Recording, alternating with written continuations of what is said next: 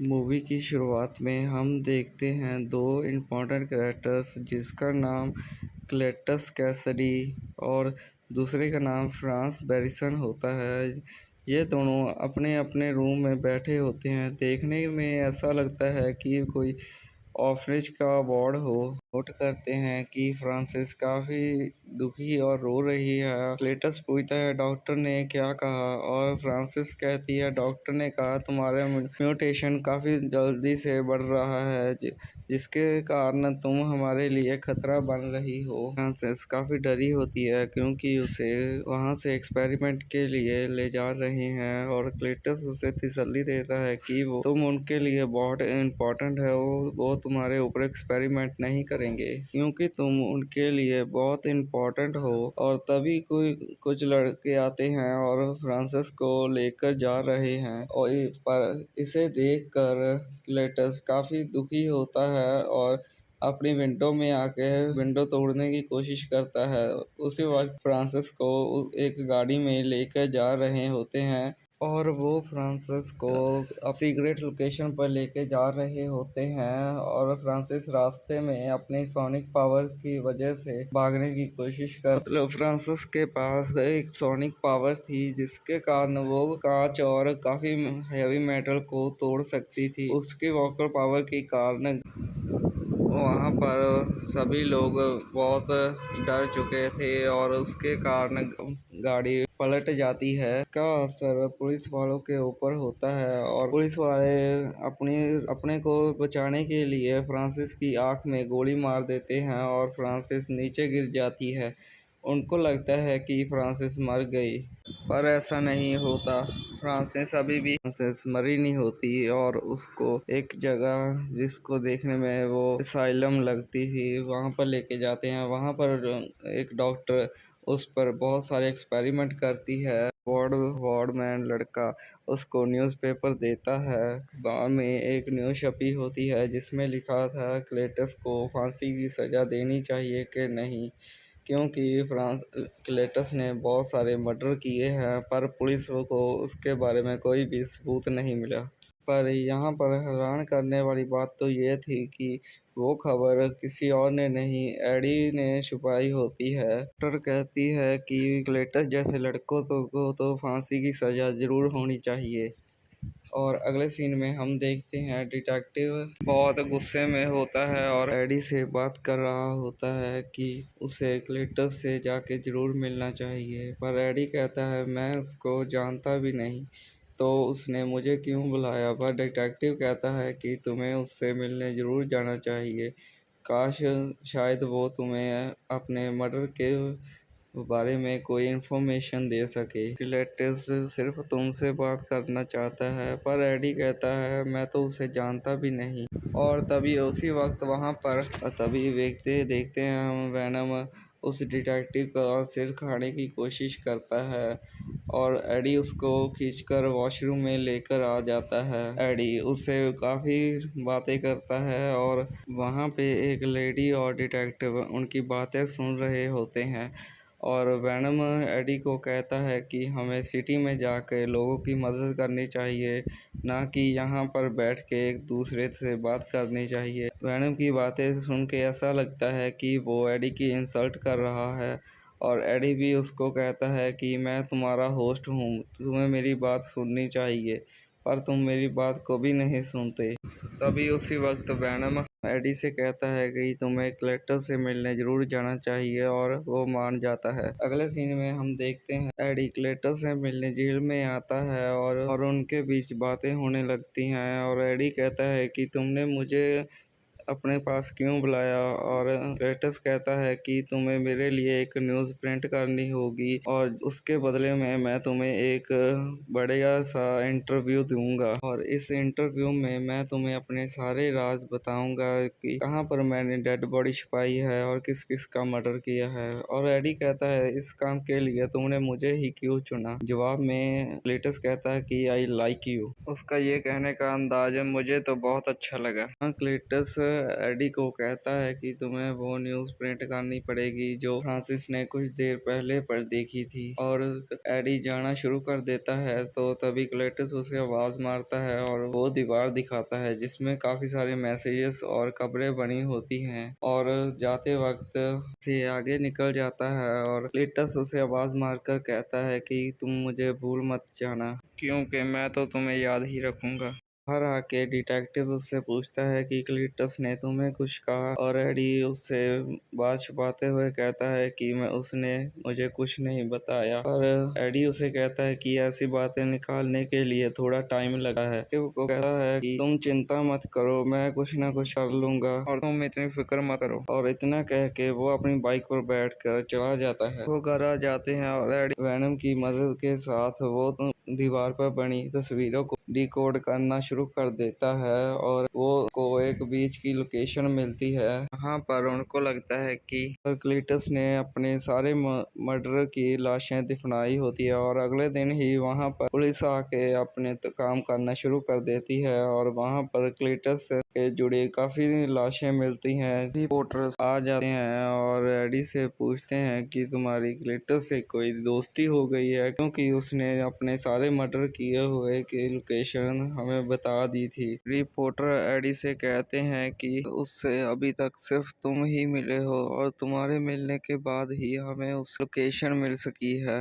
और दूसरी तरफ डिटेक्टिव को न्यूज़ देखकर पता लग जाता है कि ये सब एडी ने ही किया है और वो गुस्से से लाल हो जाता है क्योंकि एडी ने उससे कुछ नहीं बताया, को इस बात में पता भी नहीं था। दूसरी तरफ सारे एविडेंस मिलने के कारण क्लीटस को सजाए मौत में हुक्म जारी हो जाता है और ये न्यूज़ सारी तरफ फैल गई है और फ्रांसिस को ये न्यूज़ देखकर बहुत दुखी हो जाती है। और दूसरी तरफ क्लेस्टव को लगता है कि ऐसा लगता है कि ये सारी बातें एडी ने ही बताई है और वो गुस्से से लाल हो जाता है। इन बातों का ब्लेम वो एडी पर लगाता है और सारी न्यूज़ देखकर एडी रातों रात फेमस हो जाता है। वैनम एडी को कहता है कि हम सारे दुश्मनों का खात्मा करेंगे और वैनम यह भी कहता है कि अब मैं मुर्गियां खा खा के तंग आ चुका हूँ, मैं इंसानी गोश्त खाना चाहता हूँ। और ये सुन के एडी उससे काफ़ी नाराज़ हो जाता है और कहता है हम तो पहले ही क्रिश्चियन के केस में फंसे हुए हैं और अब कोई भी मरा और जहाँ गुम हुआ तो सारा इल्ज़ाम हम पे ही डाला जाएगा। और एडी कहता है हम किसी भी मुसीबत को दावत नहीं दे सकते। इस बात पर दोनों की बहस होना शुरू हो जाती है और वैनम एडी को बुरा भला कहना लगता है और एडी भी उसको कहता है तुम मेरी रिस्पेक्ट किया करो। इसके बाद वो एक शॉप में जाता है, वहाँ से कुछ सामान लेने के बाद वो मुर्गियों के फार्म में जाता है और कई मुर्गियां खाना शुरू कर देता है। खाना खा के वो दोनों जा ही रहे होते हैं कि रास्ते में एक चोर औरत से पैसे छीन रहा था और एडी वैनम को कह रहा था कि हमें इनके बीच लफड़े में नहीं पड़ना चाहिए, पर वो इसकी बात नहीं सुनता और उस चोरों को पकड़ के खाने ही वाला होता है कि एडी उससे रिक्वेस्ट करता है और वैनम उस चोर को छोड़ देता है। फिर वो जो वहाँ से जाना शुरू करता है, से जा ही रहा था कि रास्ते में एनी की कॉल आ जाती है और एनी उससे मिलने के बारे में बात करती है और एडी उससे मिलने के लिए एग्री हो जाता है। मिल ही रहे थे कि वहाँ पर वैनम एडी से बात करने लग जाता है और एन को उस पर डाउट होता है और कहता है, इसीलिए एन उससे पूछती है कि वैनम अभी तुम्हारे साथ है और एडी उससे कहता है कि वैनम तो उसी हादसे में मर चुका था और अब तुम बताओ मुझे यहाँ क्यों बुलाया था। एन उससे कहती है कि मेरी एंगेजमेंट हो चुकी है और ये देख के एड इमोशनल हो जाता है और एन कहती है हे वैनम इसका ख्याल रखना मेरे जाने के बाद। और ये सुनकर वो काफ़ी शॉक में हो जाता है, वहाँ से जाना शुरू करता है और एड ये सुनकर अपनी बाइक पर बैठकर अपने घर के लिए जाना शुरू कर देता है। और रास्ते में वैनम उसके कहता है कि तुम इन छोटी छोटी बातों के लिए इमोशनल बात, और एड उससे कहता है कि तुम्हें किसी से प्यार नहीं हुआ ना, तो मेरी बात तुम नहीं समझ सकते। वैनम खुद ही खाना बनाने शुरू कर देता है और एडी को कहता है कि उसको स्ट्रॉन्ग ब्रेकफास्ट की ज़रूरत है। जब तक एडी नहीं खाएगा तो उसे भी कुछ नहीं मिलेगा। और तभी हम यहाँ पर देखते हैं कि एड के पास क्लीटस का मैसेज आया होता है और उसमें लिखा होता है कि मेरी मौत के जिम्मेवार तुम हो, तुम्हारे कारण ही मुझे फांसी की सजा मिल रही है, तुम ही हो मेरी मौत के जिम्मेदार। लेटर में वो अपने बारे में लिखता है कि अगर मैं पैदा ही नहीं हुआ होता तो मेरी दादी को सीढ़ियों से कौन धक्का देता और मेरी माँ को बाथटब में कौन मारता। और इसका मतलब है कि क्लीटस ने अपनी फैमिली तक को नहीं छोड़ा। उसने ये भी लिखा होता है कि इसके बाद मेरे फादर ने मुझे ऑर्फनेज में भेज दिया और वहाँ पर कुछ लड़के उसको मारा करते थे और वहाँ पर एक लड़की आई जिसके पास वोकल पावर थी और उसने मेरे और हमारे दोनों में अच्छी बॉन्डिंग बनी। अब देखते ही देखते हम दोनों एक दूसरे को पसंद करने लगे थे। और एडी, अब मैं तुम्हें लास्ट टाइम मिलना चाहता हूँ। और एडी भी उससे मिलने के लिए तैयार हो जाता है। और इसके बाद हम देखते हैं कि एडी तुमसे मिलने के लिए जेल में जाता है और क्लीटस एडी को बताता है कि मैं हमेशा फैमिली के लिए तरसता रहा हूँ। और उसमें एडी कहता है कि हाँ, अपने फैमिली को मारकर तुम अपनी फैमिली को तरस रहे हो। क्लीटस उसको कहता है कि अगर मुझे मौत की सजा होगी तो उसके रिस्पॉन्सिबिलिटी तुम्हारी होगी। साथ ही वो ये भी कहता है कि तुम इंसानियत पर के नाम पर एक धब्बा हो। और वो एडी को गुस्सा दिलाना शुरू कर देता है और उसी वक्त वैनम को भी उस पर गुस्सा आ जाता है और वो उसको मारना शुरू कर देता है। और पर क्लीटस भी काफ़ी चालाक होता है, वो उसका हाथ, एडी का हाथ पकड़ उस पर बाइट कर देता है और तभी गार्ड आके उनको छुड़ा देते हैं। और एडी जाते वक्त क्लीटस उसको कहता है कि मैंने पहले भी खून चखा है पर तुम्हारे खून का टेस्ट काफ़ी अलग है। और हमें पता लगता है कि वैनम का कुछ टुकड़ा उसके अंदर भी आ चुका है और वो काफ़ी हैरान हो जाता है। तभी वो एडी घर पे जाके वैनम को काफ़ी बुरा भला कहना शुरू कर देता है और वो उसको कहता है कि तुम्हारा खुद पर कंट्रोल ही नहीं है। और एडी उसको कहता है कि अगर तुमने क्लीटस को मार दिया होता तो उसका सीधा इल्ज़ाम मेरे ऊपर आ जाता और काफ़ी मुसीबत हो जाती। और यही बात पर दोनों की बहस होनी शुरू हो जाती है। एक कहता है कि मैं तुम्हें झेल रहा हूँ और दूसरा कहता है कि मैं तुम्हें बियर कर रहा हूँ। और इसी बात पर दोनों की लड़ाई होनी शुरू हो जाती है और वैनम कहता है कि मैंने ही तुम्हें फेमस किया है और जब से तुम्हारे पास क्लीटस का केस आया है तो तुम फेमस हो चुके हो। पर एड उसे वैनम को जाने के लिए कह देता है और उन दोनों की लड़ाई होनी शुरू हो जाती है। वैनम घर में काफ़ी तोड़ फोड़ करने शुरू कर देता है और आखिर में उसकी बॉडी से निकल जाता है और जाते वक्त उसकी बाइक भी तोड़ देता है। और इस सीन में क्लीटस को मौत की सज़ा सुना दी जाती है और जब उसको जहर के इंजेक्शन दे रहे होते हैं तो तभी वो सिम्बियोर पैदा होना शुरू हो जाता है और क्लीटस के शरीर से कनेक्ट हो जाता है और तभी यह छोटा सिम्बियोर के शरीर में बढ़ना शुरू हो जाता है और बढ़ते बढ़ते वो अपनी फुल फॉर्म में आ जाता है और वहाँ पर तबाही करना शुरू कर देता है और सभी डर कर भागना शुरू कर देते हैं। और तब हम देखते हैं कार्नेज वहाँ सभी लोगों को मारना शुरू कर देता है और सभी को एक एक करके मार रहा होता है और ये काफी ताकतवर होता है और बाहर जाके सभी पुलिस वालों को मारना शुरू कर देता है और सारे कैदियों को रिहा करवा देता है। और नेक्स्ट सीन में देखते हैं हम एडी को जो टीवी देख रहा होता है और टीवी में बताते हैं कि क्लीटस जेल से भाग चुका है और ये देख के एडी काफी हैरान हो जाता है। और तभी वहाँ पर एडी से मिलने के लिए डिटेक्टिव आ जाता है और उसको सारे एक्सीडेंट का रिस्पॉन्सिबल कहता है और कहता है तुमने ही उसकी भागने में मदद की होगी। एडी कहता है कि मैं इस बारे में कुछ नहीं जानता और तुम मुझे इसका रिस्पॉन्सिबल मुझे नहीं कह सकते। और ये बात सुन के डिटेक्टिव कहता है कि वो सिर्फ तुमसे ही मिला है, क्या हो सकता है कि तुमने ही उसको भागने में मदद की हो। दूसरी तरफ वैनम बारी बारी करके अपना होस्ट को बदल रहा होता है। उसको कोई भी अपने सूटेबल बॉडी नहीं मिलती और वो एक लड़की को पोसेस करके एक पार्टी में ले जाता है और वहाँ पर जाकर वेनम अपने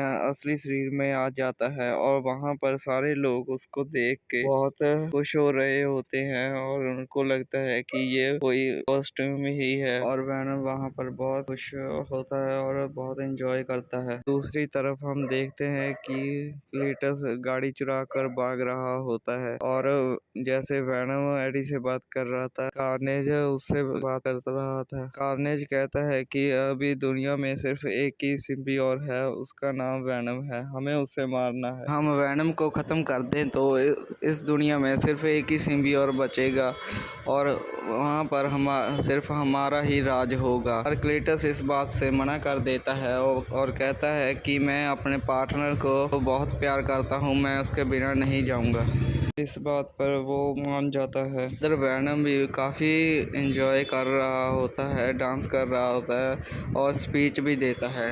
पर उसके बाद पार्टी ख़त्म होने के बाद वो काफ़ी अकेला महसूस करता है। इधर एडी भी क्रिस्टियन के घर पहुंच गया होता है और उसको एक पेड़ पर एक सिंबल बना दिखाई देता है जिस पर CK और FB लिखा हुआ होता है। एडी डिटेक्टिव को कॉल करता है और उसको इन्फॉर्मेशन देता है कि मैं अभी क्लीटस के घर पर हूँ और FB का मतलब पूछता है और एडी कहता है FB का मतलब फ्रांस बैरिसन और डिटेक्टिव कहता है कि फ्रांस बैरिसन तो हमारे कब्जे में है, उसको हम बड़े एक्सपेरिमेंट कर जा रहे थे और तभी हमारे ऑफिसर ने फ्रांसिस को गोली मार दी और उसको लगता है कि फ्रांसिस अभी मर चुकी है। तो ये बात पता मालूम नहीं होती कि अभी फ्रांसिस बैरिसन जिंदा है। फिर वो उस घर की तलाशी लेता है और दूसरी तरफ क्लीटस एक शॉप में जाकर उसके ओनर को मार देता है और वहाँ के कंप्यूटर को हैक करके ऑर्फनेज की लोकेशन का पता लगा लेता है। फिर वो वहाँ पर जाने की तैयारी शुरू कर देता है और वहाँ पर जाकर मार देता है और उसको मारने के बाद जब वो फ्रांसिस के सामने आता है तो बहुत खुश होता है और उसको कार्नेज से भी मिलाता है और वो आपस में मिलकर बहुत खुश होते हैं और कार्नेज की मदद से वो उसको बाहर निकाल लेता है और वो देख के बहुत एक्साइटेड हो जाता है। बाहर निकलकर गाड़ी की मदद से वहां से भाग जाते हैं और उनके पीछे पुलिस उनके पीछे लग जाती है। बट कार्नेज के सामने कौन टिकने वाला था, वो कार्नेज बाहर निकलकर सभी गाड़ियों वालों को मार रहा था और इधर वेनम भी एक शरीर से दूसरे शरीर में जाकर काफी कमजोर हो चुका था और वहां के शॉपकीपर के पास आकर खाने को मांगता है क्योंकि एडी को छोड़ने के बाद उसने कुछ नहीं खाया था। डिटेक्टिव एडी को गिरफ्तार कर लेता है और उसको लगता है कि रात में जो भी हादसा हुआ उसके पीछे एडी का हाथ है क्योंकि उसके घर के पास कुछ डेड बॉडीज मिली हैं। तो एडी को सब कुछ सच सच बताने के लिए कहता है और एडी कहता है जब तक मैं एक फ़ोन कॉल नहीं करूँगा तो मैं कुछ नहीं बताऊँगा। यहाँ पर एन को कॉल करता है और उसको कहता है कि तुम अभी के अभी मेरे से मिलने के लिए आ जाती है। मिलने के बाद एडी उसको कहता है सिटी में जो भी हत्याएं हो रही हैं उसके पीछे क्लीटस का हाथ है क्योंकि कोई अननोन पावर जो सबको अटैक कर रही है उसने एक नया सिम्बियोर को पैदा कर दिया है। एडी ये भी बताता है कि अब वेनम मेरे साथ नहीं है, अब तुम जाओ और वेनम को ढूंढ कर मेरे पास लेकर आओ क्योंकि एक वेनम ही है जो कार्नेज को हरा सकता है। अब एन जाती है शॉप, इसीलिए वो सीधा शॉपकीपर के पास जाती है और वेनम के बारे में पूछती है। उनको आपने देखा है पर वेनम तो शॉपकीपर की बॉडी में ही होता है। को कहता है कि मैं एडी से बहुत गुस्सा हूँ। को कहती है कि एडी को तुम्हारी जरूरत है, जाओ और एडी की मदद करो। ये बातें सुन के आखिर वेनम एडी के पास जाने के लिए तैयार हो जाता है। क्लीटस और फ्रांसिस पूरी सिटी में हिम मचा रहे होते हैं जहाँ पर क्लेटस की बॉडी से निकल कर कार्नेज कहता है कि अब मेरा अगला शिकार वैनम है, यानी कि एडी। हम देखते हैं कि वैनम यानी कि एन की एडी से मिलने के लिए आए होते हैं। वो किसी तरह से वहाँ से भाग जाते हैं। फिर वो एक जगह पर रुक कर और वैनम एडी से सॉरी बोलने के लिए कहता है। फिर फाइनली एडी वैनम को सॉरी बोल देता है। और डिटेक्टिव कहीं पर जा रहा होता है और रास्ते में उसको क्लेटस मिल जाता है, इसलिए वो गाड़ी से उतर कर सीधा क्लेटस पर शूटिंग करना शुरू कर देता है। और उसी वक्त कार्नेज की बॉडी से बाहर निकल कर डिटेक्टिव को पकड़ लेता है। इसके बाद फ्रांसिस एडी के घर जाती है। घर पर एनी की रखी हुई रिंग मिलती है और उसको एनी की पिक्चर मिल जाती है, जिसके बाद वो सीधा ही एनी के घर जाती है और उसको कहती है कि मेरी शादी में जरूर आना। इसके बाद डॉक्टर एडी को कॉल करता है और कहता है कि कुछ लोग आए थे जो एनी को ले के जा चुके हैं। इसके बाद हम देखते हैं कार्नेज और फ्रांसिस के हैं और वहाँ पर हम डिटेक्टिव को देखते हैं जिसको उन्होंने पकड़ लिया होता है। और तभी शादी करते समय वहाँ पर एकदम से वैनम की एंट्री होती है। क्रिश्चियन की बॉडी से कार्नेज बाहर आता है और देख के वैनम एडी की बॉडी के अंदर चला जाता है और एडी पूछता है कि वैनम कहता है कि ये कार्नेज है, ये बहुत स्मार्ट और स्ट्रांग होते हैं, मैं बाहर नहीं आऊँगा।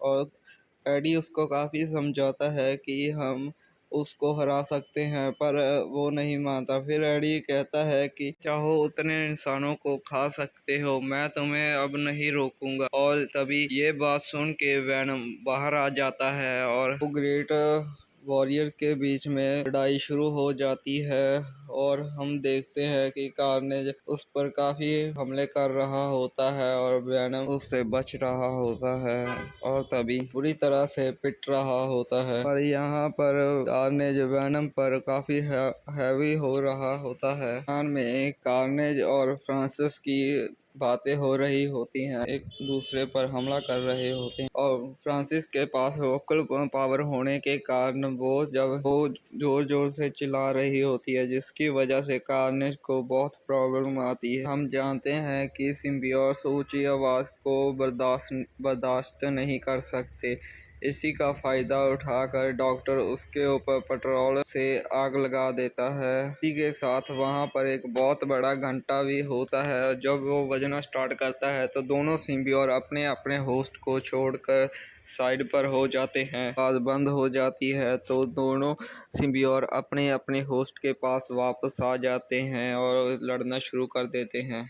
कार ने सीधा एन को उठाकर ऊपर जाना शुरू कर देता है। वैनम पर बहुत सारे पत्थर गिर जाते हैं और वो ऊपर नहीं जा पाता। तो वैनम एडी से कहता है कि हम ये जंग नहीं जीत सकते क्योंकि कार्नेज बहुत ही ताकतवर और स्मार्ट है। इसी वक्त कार्नेज फ्रांसिस को भी पकड़ लेता है और उसका मुंह दबाना शुरू कर देता है कि उसकी सोनिक पावर सिम्बियोट को काफ़ी तकलीफ दे रही होती है। के कार्नेज की पकड़ काफ़ी तेज होती है तो फ्रांसिस का दम घुटना शुरू हो जाता है और वो नीचे गिर जाती है। टस को गुस्सा आ जाता है और वो कार्नेज की बॉडी से बाहर निकलने की कोशिश करता है, पर कार्नेज का उसके ऊपर पूरा कंट्रोल होता है, वो उसको जाने नहीं देता। ये सारा सीन वैनम भी देख रहा होता है और वो एडी से कहता है कि कंट्रोल कार्नेज पर नहीं है। और ये बात सुनकर एडी वैनम को कहता है कि हम दोनों ही परफेक्ट मैच है,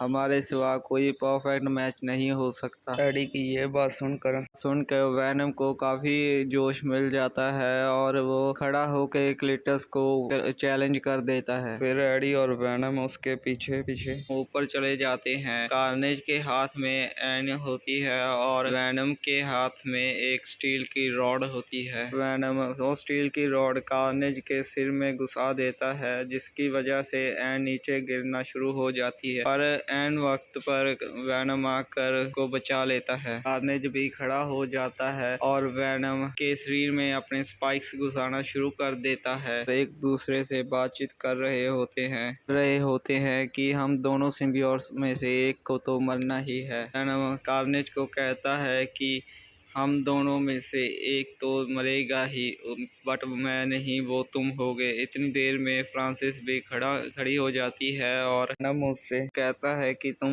जोर से चिल्लाओ, और इतनी देर में ही कार्नेज वहां आ जाता है और फ्रांसिस को नीचे धक्का दे देता है, पर वो नीचे गिरती गिरती अपनी सोनी की आवाज से चिल्लाती है। वहां की सारी दीवारें टूटनी शुरू हो जाती हैं और इस आवाज़ से दोनों सिम्बियोट अपने अपने होश से बाहर आ जाते हैं।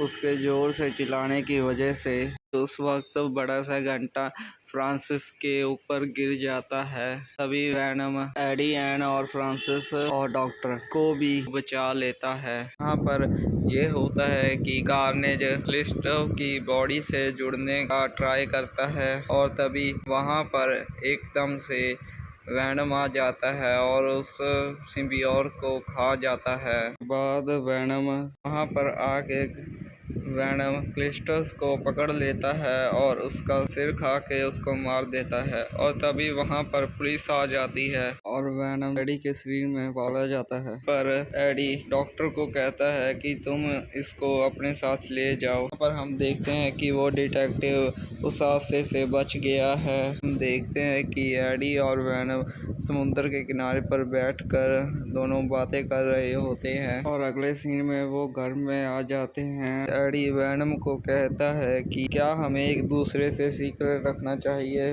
तभी एडी कहता है हर चीज का कोई ना कोई पास्ट जरूर होता है, और वेनम उसको कहता है कि अगर मैंने तुम्हें अपने दिल की बात बताई तो तुम्हारा दिमाग फट जाएगा। बताने को बहुत कुछ है, पर अगर मैं बताना शुरू कर दूंगा तो वो चीजें बहुत ही कॉम्प्लिकेटेड हैं। एडी को लगता है कि वो अपने सिम्बियोट के बारे में बताएगा, और तभी वहाँ पर एकदम से टीवी ब्लिंक होना शुरू हो जाता है और उसका आसपास की सारी चीज़ें हिलनी शुरू हो जाती हैं। एडी को लगता है कि ये सब वेनम कर रहा है, बट वेनम कहता है कि मैं कुछ भी नहीं कर रहा। और तभी एकदम से रोशनी होती है और एडी टीवी में देखता है कि वो स्पाइडरमैन के यूनिवर्स में आ चुका है। अब वेनम स्पाइडरमैन के यूनिवर्स का हिस्सा बन जाता है और इसी सस्पेंस के साथ ये मूवी ख़त्म हो जाती है। और इसी तरह की वीडियो देखने के लिए चैनल को सब्सक्राइब करें।